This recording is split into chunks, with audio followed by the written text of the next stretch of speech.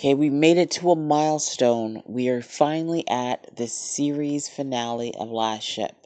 First off, let me just say, you gotta hand it to Last Ship. I never really thought it would get to the point of 5 seasons. 5 seasons. They really pulled that shit off for how limited the show is. I don't actually think The Last Ship has been particularly interesting for a really long time. But here we are at its end, and it ends as pretty much as stupidly as it aired. Um, each season, there's been some problematic elements to it, and I know that goes without saying because there are problematic elements to everything we watch or consume. But the last couple, it's really been just like brown people and or people of color are the problems, and America has to come in and wage war. This particular season is really ill-timed given the rhetoric coming out of the Trump administration. And this really, it more than it feels like American propaganda, it really feels like Trump propaganda.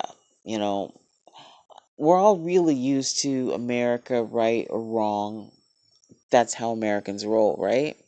And this uber patriotism and all of that. But the very idea that South America, Latin America, is a threat to the United States and the United States is innocent and not worthy of any kind of disdain, that was the largest theme running through this uh, season, in this entire season.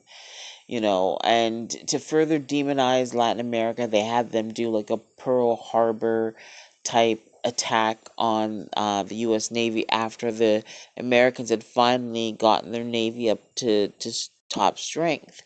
Then we had a lot of the characters comparing the current war they were in with World War II, basically situating the U.S. as heroic, doing what they're doing, and in the moral right, in the absolute moral right, right? Because that is how the narrative to World War II has become drawn throughout history, right? It is the moral war, the justified war, the one that nobody feels at all problematic about. Okay? So they laid that pretty heavy on all of the interactions between the American military and Tavos, who's just this upstart, right? He was just this upstart looking to belong. And what they never really, I think, did a really good job doing is explaining exactly why Tavos's argument um, towards creating a larger Latin country would be so appealing to so many people, right? It had to have resonated to the point to get all these individual countries to join him and wage war on the Americans, but they never bothered to explain why. So it just looked like South America was being a bully and that they smelled a weakened U.S. in the water and just came in for the hunt. They never once wanted to discuss what the actual grievances were. They never once wanted to talk about the history of how the U.S. has treated um, South America as what it considers to be its sphere of influence and power, right? So I found myself throughout all of the season being Team Brown people because I'm not going to be into denial of why brown people have a problem with the U.S. and American policy. Just not going to do it. Sorry, you kind of failed on that one. And then it just was poor characterization, and that's what they've always done when it comes to so-called villains of color. Anyone remember Takahaya and the list of problems with Takahaya? This is the same sort of thing, except I feel to a much more extreme level, given our current political environment and given how there's shit stain of a president talks about undocumented workers, the migrant train. Now, granted, this is happening way after the writers wrote this particular episode and, the various actors played their part, but it's been clear, the writing on the wall has been clear for a very long time how the new American administration feels about brown people. So I really felt that, I think that really made it more like American propaganda. And then we had to have some great big symbolism at the end. So the Nathan James is going down.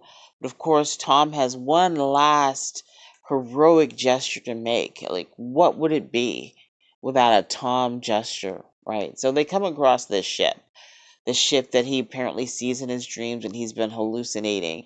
And instead of abandoning ship like everyone else, Tom sort of does a Jiffy Lube job or like a MacGyver job, gets the Nathan James moving in the direction of the warship.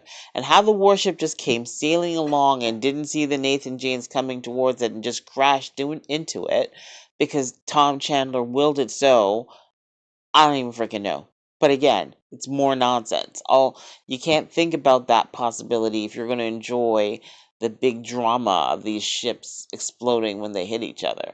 So Tom lands in the water and he's unconscious and he finds himself back on the Nathan James. So he's hallucinating now. Obviously, he's seeing all the people that he's lost. He sees Rachel, he sees Burke, he sees Tex, he sees all of these people because apparently he now has a choice to make, right? Is Tom good with the way everyone sees him and just accepts that this is who he is? Tom Chandler, the hero, and accepts it humbly and is ready to step down and get on with life? Can Tom do that? Can Tom leave his ghosts behind? And it's supposed to be this really great, deep moment, with Tex telling him, no matter what you do, whether you choose to stay here and die or, survive, who you are is who you are, and all that's left is for you to accept it. So, of course, Tom accepts it, and he survives, blowing these two ships up. Now, this show has done some shit. It has really done some shit. Anyone remember this season? The little plane explosion Tom survived? Now this dude is surviving two ships crashing together? Come on. Come on. But, Tom chooses to live, and they are rushing to his rescue, and boom, it's over. That's it.